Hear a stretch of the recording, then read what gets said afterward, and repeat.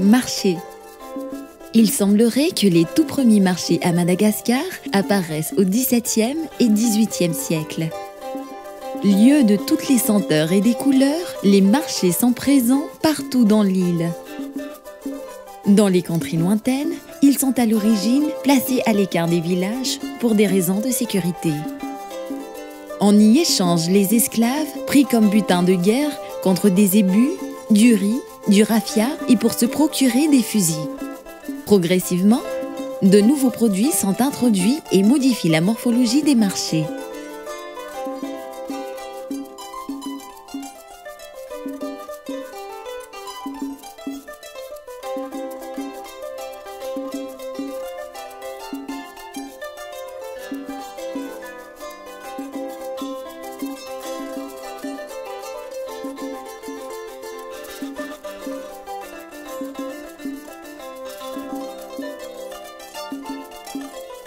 Ils se transforment en de véritables espaces de transactions commerciales tels qu'on les connaît aujourd'hui. Les produits frais de la Grande Île et les marchandises en provenance de l'Inde, apportées par les Européens et les Indiens de Surat, dominent les marchés. Sur le littoral, la mercerie et les pierreries séduisent la clientèle européenne. L'intensité des attroupements et la variété des produits sont prodigieuses. Malgaches ou passants de tout horizon y trouvent tous leur compte. En Imirne, à la fin du XVIIIe siècle, un vent de paix intérieure permet d'instaurer les marchés au cœur même des villages. Le roi Anjanapunmirn donne au marché le nom de Tsen, en remplacement de l'appellation ancienne Fionen. Ce changement de nom matérialise la transformation des marchés, autrefois lieux de rencontre et de troc, en de véritables lieux de commerce sécurisés. Rattachés au palais royal, les marchés sont aussi des lieux d'échange et de communication entre le souverain et ses sujets. Le modèle de Tsen se diffuse partout dans l'île avec l'expansion du royaume Mirne au XIXe siècle. Des agents royaux veillent sur la quiétude de ces places publiques. Du temps de la colonisation, l'administration renforce son contrôle sur les marchés en raison de la multitude de gens qui y circulent. Dans les années 1930, les marchés des grandes villes sont réaménagés dans un objectif d'assainissement et de restructuration urbaine. Les frêles échoppes de bois et de roseaux sont remplacées par des structures en dur. La persistance des ventes à l'étalage fait des marchés de petits labyrinthes décorés par le pittoresque des couleurs des marchandises. Des marchés spécialisés se démarquent par la singularité de leurs produits.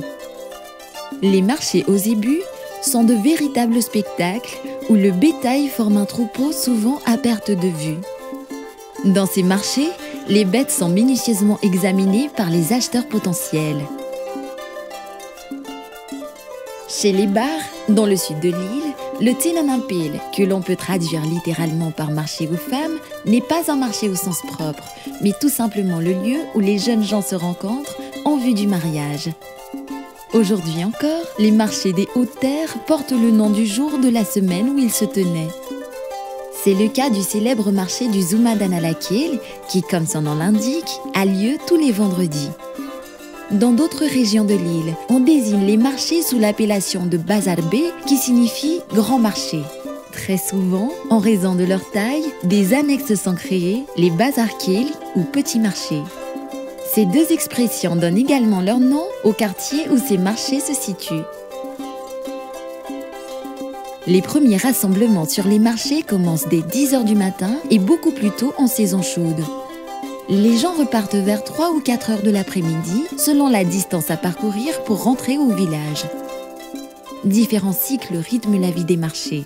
Les saisons, la périodicité, les braderies, les foires, les rituels, les célébrations officielles et les fêtes chrétiennes. Ils irriguent les zones rurales et animent sans cesse les grandes villes.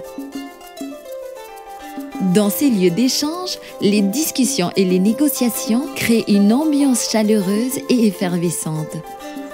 Partout à Madagascar, les marchés, aujourd'hui comme autrefois, constituent de véritables centres d'affaires.